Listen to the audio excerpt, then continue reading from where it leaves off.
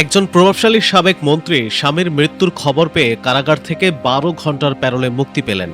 আরেকজন রাজনৈতিক নেতা নিজের পিতার মৃত্যুর খবর পেয়ে কারাগার থেকে বের হওয়ার সুযোগ পেয়েছিলেন মাত্র ৩ ঘন্টার জন্য।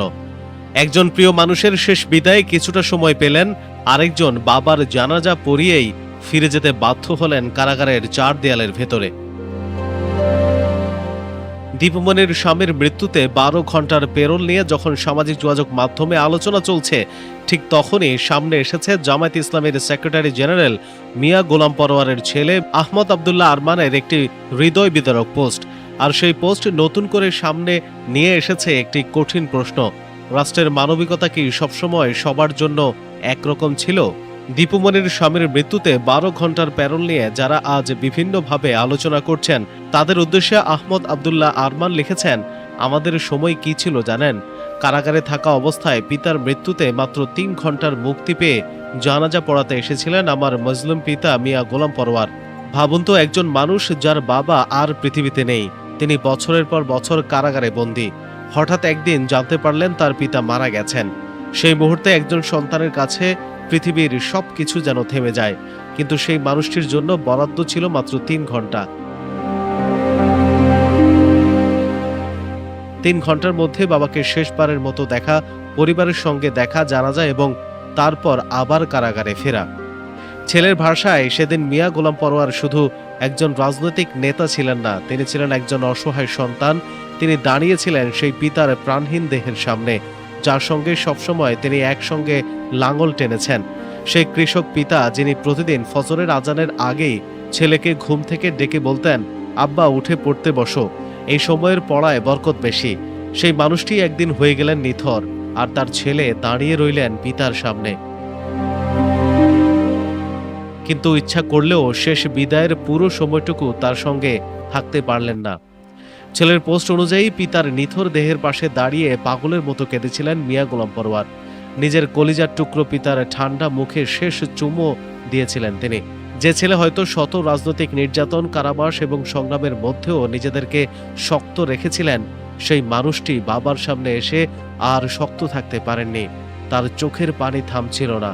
ছেলে লিখেছেন, জীবনে বাবাকে তিনি কখনো এতটা কাঁদতে দেখেননি, কিন্তু সবচেয়ে কষ্টের বিষয় ছিল তিনি শুধু বাবাকে হারাননি, বাবার শেষ যাত্রাটাও শেষ পর্যন্ত দেখতে পারেননি। জানাজা পড়িয়েছিলেন মিয়া গোলাম পরোয়ারি, ২ হাত তুলে বাবার জন্য দোয়া করেছিলেন, কিন্তু দাফন সম্পন্ন হওয়ার আগেই তাকে আবার ফিরতে হয়েছিল সেই কারাগারের ৪ দেয়ালে। ছেলের ভাষায় এরপর আবার ফিরে গেলেন জালিমের সেই ৪ দেয়ালে, যেখানে তিনি বন্দী ছিলেন প্রায় ৮ বছর। আজ দীপুমনির ১২ ঘন্টার প্যারোলের সঙ্গে সেই ৩ ঘন্টার ঘটনাটির তুলনা করেই তিনি লিখেছেন, কি স্যাক্রিফাইস, কি জুলুম। আর এই পোস্ট প্রকাশের পর থেকেই সামাজিক যোগাযোগ মাধ্যমে শুরু হয়েছে নতুন আলোচনা। এখন এখানে একটি বিষয় খুব পরিষ্কারভাবে বলা প্রয়োজন: দীপুমনির স্বামীর মৃত্যু নিঃসন্দেহে তার জীবনের একটি বড় ব্যক্তিগত ট্র্যাজেডি। একজন স্বামী স্ত্রীকে হারিয়েছেন, একজন মানুষ তার দীর্ঘদিনের জীবন সঙ্গীকে হারিয়েছেন। রাজনৈতিক পরিচয় দিয়ে এই ব্যক্তিগত শোকের কষ্টকে অস্বীকার করা যায় না। মানুষের ব্যক্তিগত বেদনা নিয়ে অমানবিক হওয়াও ঠিক নয়। একজন মানুষ হিসেবে দীপুমনির প্রতি সহানুভূতি থাকতেই পারে, কিন্তু প্রশ্ন হলো, অতীতে কি বাংলাদেশের সব রাজনৈতিক বন্দী একই ধরনের মানবিকতা পেয়েছিলেন? দীপুমনি প্যারোলে মুক্তি পেয়ে স্বামীর মরদেহের কাছে যেতে পেরেছেন, জানাজায় অংশ নিতে পেরেছেন এবং শেষবারের মতো প্রিয় মানুষটিকে বিদায় জানানোর সুযোগ পেয়েছেন। কিন্তু মিয়া গোলাম পরোয়ারের ক্ষেত্রে সময় ছিল মাত্র ৩ ঘন্টা। সেই ৩ ঘন্টায় একজন সন্তান তার বাবার দাফন পর্যন্ত থাকতে পারেননি।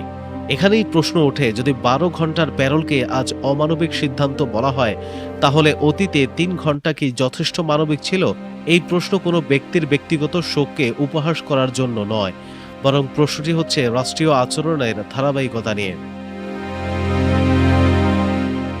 দীপুমনি একসময় বাংলাদেশের রাজনীতিতে পরিচিত ছিলেন ভিন্ন এক ইমেজে। ২০০৮ সালের নির্বাচনের সময় শিক্ষিত, মার্জিত এবং সাদামাটা ব্যক্তিত্ব হিসেবে তিনি অনেকের দৃষ্টি আকর্ষণ করেছিলেন। সাধারণ শাড়ি, পরিমিত উপস্থিতি এবং দৃঢ় বক্তব্যে তাকে আলাদা করে তুলেছিল। অনেকেই তাকে একজন আধুনিক, শিক্ষিত এবং ভদ্র রাজনীতিক হিসেবে দেখতেন। এরপর তিনি পররাষ্ট্রমন্ত্রী হন, পরে শিক্ষামন্ত্রীর দায়িত্ব পালন করেন। দীর্ঘ সময় ছিলেন ক্ষমতার কেন্দ্রের খুব কাছাকাছি। কিন্তু সময়ের সঙ্গে সঙ্গে বাংলাদেশের রাজনৈতিক পরিস্থিতি বদলেছে, আর সেই সঙ্গে বদলেছে দীপু মনিকে ঘিরে জনমত। আওয়ামী লীগ সরকারের শেষ সময়ের নানা ঘটনা, রাজনৈতিক দমন পীড়নের অভিযোগ এবং জুলাই আন্দোলনকে ঘিরে সরকারের ভূমিকা নিয়ে ব্যাপক বিতর্ক তৈরি হয়। সাবেক মন্ত্রীদের অনেকের বিরুদ্ধেই এখন নানা অভিযোগ ও আইনি প্রক্রিয়া চলছে। দীপু মনিও সেই পরিবর্তিত রাজনৈতিক বাস্তবতার বাইরে নন। আজ সেই ক্ষমতাধর রাজনীতিকই কারাগারে, আর কারাগারের ভেতরে থাকা অবস্থায় তার জীবনে এসেছে সবচেয়ে কঠিন ব্যক্তিগত মুহূর্তগুলোর একটি, স্বামীর মৃত্যু। হয়তো সুস্থ অবস্থায় স্বামীকে শেষবার যখন দেখেছিলেন তখন তিনি জানতেন না সেটি তাদের শেষ দেখা। কারাগারের দেয়ালের ওপাশে একজন মানুষ মারা গেছেন, আর এই পাশে তার স্ত্রী বন্দী। এই বাস্তবতা যে কোনো মানুষের জন্যই ভয়ঙ্কর। ক্ষমতা, পদপদবী কিংবা রাজনৈতিক পরিচয়, এসবের কোনো মূল্য তখন থাকে না। তখন একজন মানুষ শুধু প্রিয়জনকে হারানোর কষ্টটুকুই অনুভব করেন। কিন্তু ইতিহাসের সবচেয়ে অদ্ভুত বিষয় হলো, মানুষ যখন নিজে কঠিন পরিস্থিতির মুখোমুখি হয় তখন অতীতের অনেক ঘটনা নতুনভাবে সামনে আসে। দীপু মনির শোকের মুহূর্তেই তাই অনেক মানুষ স্মরণ করেছেন সেসব পরিবারকে যারা অতীতে তাদের প্রিয়জনের মৃত্যুতে শেষ দেখা পর্যন্ত করতে পারেননি বলে অভিযোগ করেছিলেন। বিরোধী রাজনৈতিক দলগুলো বহু বছর ধরে অভিযোগ করে এসেছে তাদের নেতা কর্মীদের গ্রেফতার, মামলা এবং কারাবাসের পাশাপাশি পারিবারিক শোকের মুহূর্তেও নানাভাবে বঞ্চিত করা হয়েছে। এসব অভিযোগের রাজনৈতিক ও আইনি প্রেক্ষাপট ভিন্ন ভিন্ন হলেও মানুষের স্মৃতিতে রয়ে গেছে অনেক বেদনার গল্প। মিয়া গোলাম পরোয়ারের ছেলের পোস্টটি সেই কারণেই এতটা আলোড়ন তুলেছে, কারণ সেখানে বড় কোনো রাজনৈতিক ভাষণ নেই। সেখানে আছে একটা ছেলে যে নিজের বাবার কান্না দেখেছিল, আছে একজন বন্দী মানুষ যিনি পিতার নিথর মুখে শেষ চুমু দিয়েছিলেন, আছে একটি জানাজা যেখানে সময় ছিল মাত্র ৩ ঘন্টা, আর আছে শেষ মুহূর্ত যখন দাফন শেষ হওয়ার আগেই একজন সন্তানকে আবার ফিরতে হয়েছিল কারাগারে। রাজনৈতিক যুক্তির চেয়ে এই ধরনের দৃশ্য অনেক সময় মানুষের হৃদয়কে বেশি নাড়া দেয়। বাংলাদেশের রাজনীতিতে ক্ষমতার পালাবদলের সঙ্গে মানুষের অবস্থানও বদলে যায়। আজ যে ক্ষমতায় থাকে কাল সে বিরোধী দলে যেতে পারে। আজ যে অন্যের বিরুদ্ধে আইন প্রয়োগ করে কাল সে নিজের আইনের মুখোমুখি হতে পারে। আজ যে মানুষ কারাগারের বাইরে কাল তাকেই কারাগারের ভেতর থেকে পৃথিবী দেখতে হতে পারে। তাই ক্ষমতা কখনোই চিরস্থায়ী নয়। পবিত্র কোরআনে বলা হয়েছে, মানুষের মধ্যে দিনগুলো পালাক্রমে পরিবর্তন হয়। আজকের ক্ষমতা কাল অন্যের হাতে চলে যেতে পারে, এটাই বাস্তবতা। তবে এখানেও একটি গুরুত্বপূর্ণ প্রশ্ন রয়েছে। অতীতে যদি কারো সঙ্গে অন্যায় হয়ে থাকে তাহলে আজ তার প্রতিশোধ হিসেবে আরেকটি অন্যায় কি গ্রহণযোগ্য হবে? উত্তর না। বরং অতীত থেকে শিক্ষা নিয়ে রাষ্ট্রের আরও মানবিক হওয়া উচিত। দীপু মনির স্বামীর মৃত্যুতে প্যারোল দেওয়াকে তাই অনেকেই রাষ্ট্রের মানবিক সিদ্ধান্ত হিসেবে দেখছেন। কারণ ব্যক্তিগত শোকের মুহূর্তে মানুষের রাজনৈতিক পরিচয় শেষ পরিচয় হওয়া উচিত নয়। একজন বন্দীরও পরিবার আছে, প্রিয়জন আছে, ব্যক্তিগত অনুভূতি আছে। কিন্তু এখানেই মিয়া গোলাম পরোয়ারের ছেলের পোস্টের মূল প্রশ্ন আরও জোরালো হয়ে ওঠে। যদি আজ রাষ্ট্র মানবিক হতে পারে তাহলে অতীতে কেন সেই মানবিকতা এত সীমিত ছিল? এমন প্রশ্ন উঠবেই। কেন একজন মানুষ বাবার জানাজা পড়িয়ে দাফনের আগেই কারাগারে ফিরে গিয়েছিলেন? কেন একটি পরিবার জীবনের সবচেয়ে কঠিন মুহূর্তে সময়ের হিসাব গুনছিল? এই প্রশ্নের উত্তর শুধু একটি রাজনৈতিক দলের কাছে নয়, এটি বাংলাদেশের রাজনৈতিক সংস্কৃতির কাছেও একটি প্রশ্ন। দীপু মনির ঘটনা আমাদের সামনে তাই দুটি ছবি তুলে ধরে। প্রথম ছবিতে একজন স্ত্রী যিনি কারাগারে থাকা অবস্থায় স্বামীকে হারিয়েছেন। দ্বিতীয় ছবিতে একজন ছেলে যিনি কারাগারে থাকা অবস্থায় বাবাকে হারিয়ে মাত্র ৩ ঘন্টার জন্য মুক্তি পেয়েছিলেন। দুই ছবিতেই আছে কান্না, দুই ছবিতেই আছে পরিবার, দুই ছবিতেই আছে অসহায়ত্ব। পার্থক্য শুধু সময়ের এবং রাজনৈতিক প্রেক্ষাপটের। একজন পেয়েছেন ১২ ঘন্টা, আরেকজন পেয়েছেন মাত্র ৩ ঘন্টা।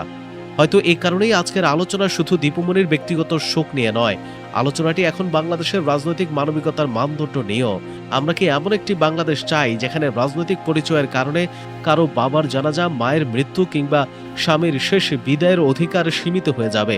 নাকি এমন একটি রাষ্ট্র চাই যেখানে রাজনৈতিক প্রতিপক্ষ হলেও মানুষের ব্যক্তিগত শোককে সম্মান করা হবে? দীপুমণির স্বামীর মৃত্যুতে কাঁদছেন, তার পরিবারের সদস্যরা কাঁদছেন, এটি মানবিক। একইভাবে বহু বছর আগে মিয়া গোলাম পরোয়ার তার পিতার নিথর দেহের সামনে কেঁদেছিলেন, তার পরিবারও সেই দৃশ্য দেখে ভেঙে পড়েছিল। এই দুই কান্নার মধ্যে রাজনৈতিক পার্থক্য থাকতে পারে, কিন্তু মানবিক কষ্টের কোনো দলীয় পরিচয় নেই। একজন স্ত্রীর কান্না যেমন কষ্টের, একজন সন্তানের বাবাকে হারানোর কান্নাও তেমন কষ্টের। তাই হয়তো এই ঘটনার সবচেয়ে বড় শিক্ষা প্রতিশোধ নয়, বরং পরিবর্তন। অতীতের ভুল যেন ভবিষ্যতে আর না ঘটে, কোনো সরকার যেন নিজের রাজনৈতিক প্রতিপক্ষের সঙ্গে এমন আচরণ না করে যা ক্ষমতার পালাবদলের পর নিজেদের জন্য দুঃস্বপ্ন হয়ে ফিরে আসে। কারণ ইতিহাসের চাকা ঘুরতে সময় লাগে, কিন্তু ঘুরে দাঁড়ালে পুরনো ঘটনাগুলো মানুষের সামনে আবার ফিরে আসে। দীপুমণির 12 ঘন্টার প্যারোল আর মিয়া গোলাম পরোয়ারের মাত্র 3 ঘন্টার প্যারোল, এই দুই ঘটনা আজ তাই বাংলাদেশের রাজনৈতিক ইতিহাসের একটি গভীর প্রশ্ন হয়ে দাঁড়িয়েছে। ব্যক্তিগত শোকের প্রতি সহানুভূতি অবশ্যই থাকবে, কিন্তু অতীতের অন্যায়ের অভিযোগগুলোকে ভুলে যাওয়ার সুযোগ নেই। আজকের মানবিকতা যদি সত্যি মানবিকতা হয়, তাহলে আগামীকাল সেটি সবার জন্য সমান হতে হবে। কারণ শেষ পর্যন্ত একজন মানুষ যদি প্রিয়জনকে হারায়, তখন সে আওয়ামী লীগ, বিএনপি, জামায়াত কিংবা অন্য কোনো দলের মানুষ হয়ে কাঁদে না, সে একজন মানুষ হিসেবেই কাঁদে। আর রাষ্ট্রের সবচেয়ে বড় পরীক্ষা হয় ঠিক সেই মুহূর্তে, যখন তাকে সিদ্ধান্ত নিতে হয় মানুষকে কি রাজনৈতিক পরিচয়ে দেখা হবে নাকি মানুষের বেদনা দিয়ে দেখা হবে। সুপ্রিয় দর্শক, দীপুমণির 12 ঘন্টার পেরোল এবং মিয়া গোলাম পরোয়ারের মাত্র 3 ঘন্টার পেরোল, এই দুই ঘটনার তুলনা আপনি কিভাবে দেখছেন? বর্তমান সরকারের সিদ্ধান্তকে আপনি মানবিকতার দৃষ্টিতে কেমন দেখছেন, নাকি অতীতের সঙ্গে তুলনা করলে এখনো বড় প্রশ্ন রয়ে গেছে? আপনার মতামত অবশ্যই কমেন্ট বক্সে জানান। ভিডিওটি ভালো লাগলে লাইক দিন এবং এমন গুরুত্বপূর্ণ সংবাদ ও বিশ্লেষণ পেতে আমাদের চ্যানেলটি সাবস্ক্রাইব করে পাশে থাকা বেল আইকনটি প্রেস করে রাখুন। ধন্যবাদ।